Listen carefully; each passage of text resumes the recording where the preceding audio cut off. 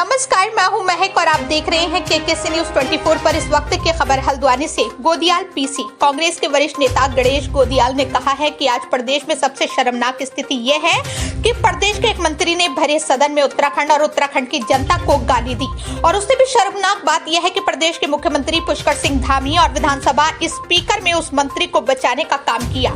गणेश गोदिया ने सरकार से सवाल किया कि 2018 में जब सरकार ने भू कानून को रद्द किया तब से लेकर अब तक उत्तराखंड को कितना नुकसान हुआ। सरकार इसका जवाब दे। सरकार ये भी बताए कि क्या हरिद्वार और उधम सिंह नगर उत्तराखंड राज्य में नहीं है, और यदि हरिद्वार और उधम सिंह नगर उत्तराखंड राज्य में ही है तो उनको सरकार ने भू कानून से अलग क्यों किया।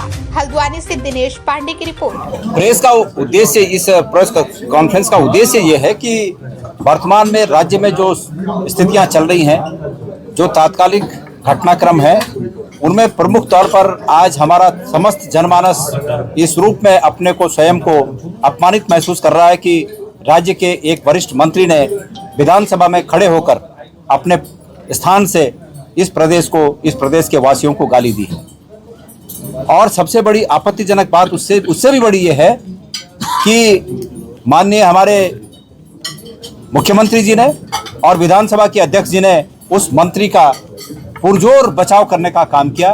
ये बहुत ही निंदनीय है, हम इसकी निंदा करते हैं और मैंने मांग की है कि मुख्यमंत्री जी को और विधानसभा अध्यक्ष जी को अपने पदों पर बने रहने का कोई नैतिक अधिकार नहीं है, उन्हें तत्काल इस्तीफा देना चाहिए।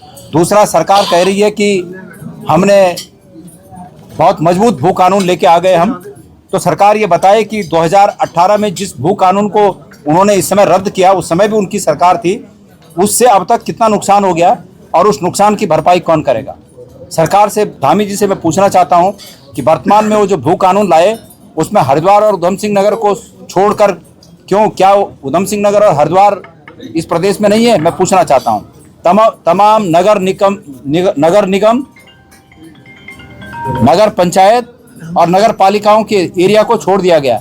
इसके अलावा देहरादून के रायपुर और अन्य स्थान, कुछ ऐसे चिन्हित स्थान हैं जिनको इस कानून से मुक्ति मिल गई। ये कानून उन पर लागू नहीं होगा। क्या वो इस प्रदेश में नहीं है? क्या कारण है कि सरकार ने वो सब छोड़ दिया? मैं ये पूछना चाहता हूँ सरकार से कि इस भू कानून से कितने लोगों की जमीनें, कितने लोगों के गलत अर्जित की गई जमीनें सरकार में निहित हो गई, सरकार ये भी बताए। ये तमाम प्रश्न मैंने आज सरकार से किए हैं और सरकार को इनका जवाब देना चाहिए।